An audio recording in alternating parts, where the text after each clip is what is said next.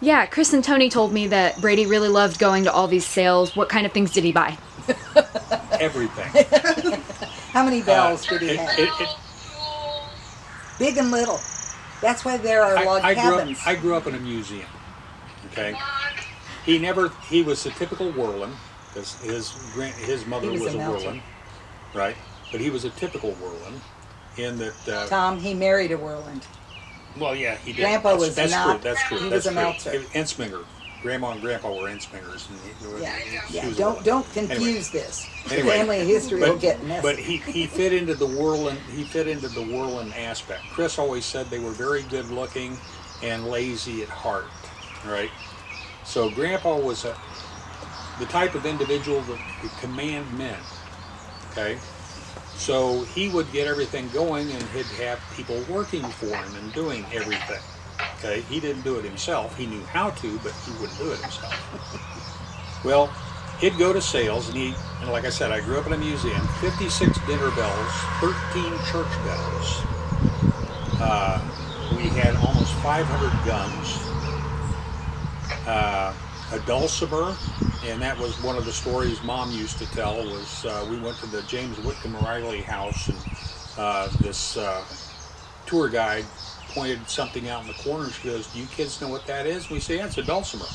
Why? Because we had one in our living room, right? I got this story too, Tom. We also, Grandpa collected music boxes, Regina music boxes, and he collected grandfather clocks. And Mom took me to the Benjamin Harrison home, and it was a slow day. We were the only family there, and they had a Regina music box. And she goes, "Oh, since it's just us, would you like to hear this?" And I nodded, and she played it. It was absolutely dreadful. Oh my gosh, worst piece of junk I've ever seen. And she goes, "Wasn't that pretty?" And I just smiled and I nodded. And we got out, and the second we got out the door, Mom let out this sigh of relief because I kept my mouth shut. And I went, "Mom, that was awful." Why don't they get a nice one like ours? Oh, that's too funny. Yeah, he was definitely a character as far as buying things.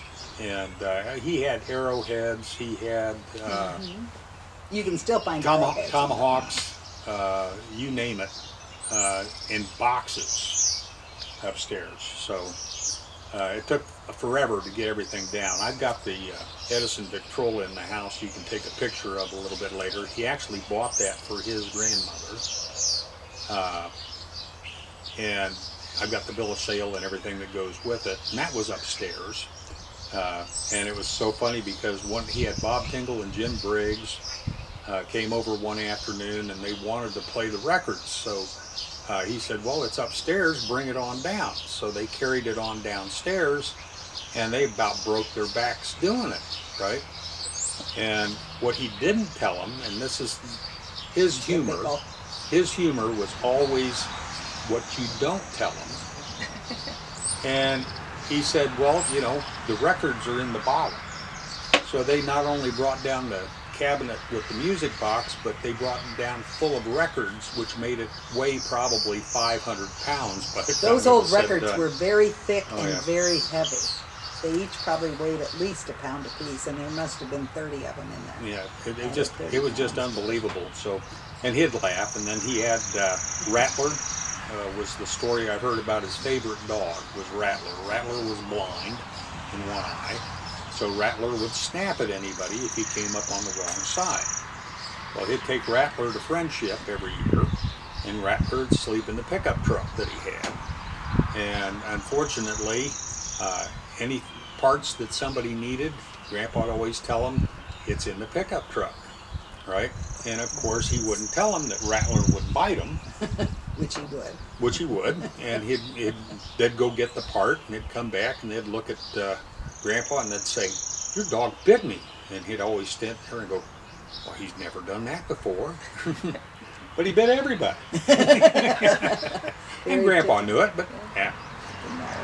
Anybody that knew that him and his dog knew that you didn't go there because he'd bite you, but he'd always get the newcomer and have fun. So he always had that good sense of humor, I'd say.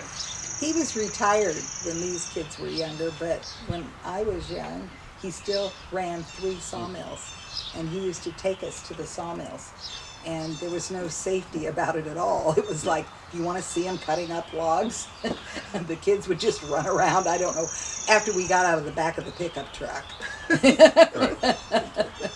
So, it was always fun to go places with him because we always got to see very interesting things. The reason I think it was fun going with him is he never corrected you.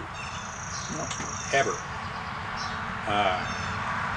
Mom and Martha and Philip would all say he never corrected them when they were growing up. Well, growing up with him, he never corrected you. His punishment was you just didn't get to go next time. Okay? And really kind of an interesting method of raising kids, I guess. But we had fun. Nobody wanted us to be left behind. When I turned 60, I called my brother because one of the things I always remember, because I'll go back, we were varmints, we were punks, and then we finally got our names. Now, you were varmints until you got a driver's license. He called the A&W root beer stand the punkery. So when you got your driver's license, you could drive around the punkery. Okay? And then once you graduated from high school, he actually remembered your name. But what was so funny is, with all the grandchildren, Martha had 8 kids, Mom had 6, right? Philip and Charlene had 2, and if we were all in the yard and he yelled, "Varmint, get over here," we all knew which one he was calling. Yeah, it's true. And it was. I was very- never a varmint. He didn't do that to the But girls. it was He very, bought us very dolls. strange. Girls, I was always Susan. Yes, always. He was always lovely to his girls. Only the boys. He was raising men.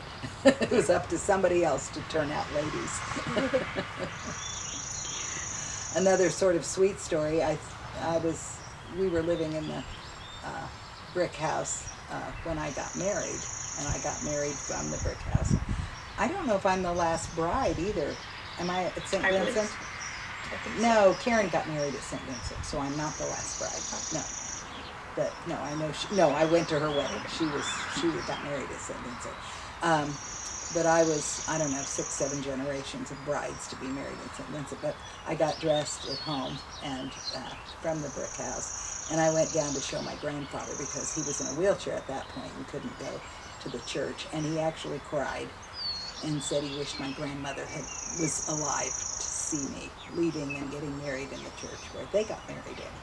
So that was he was always really sweet with the girls. And I'll to- let him tell boy stories. And to finish this story on the varmint, I called my brother John, and because I found myself shopping, right?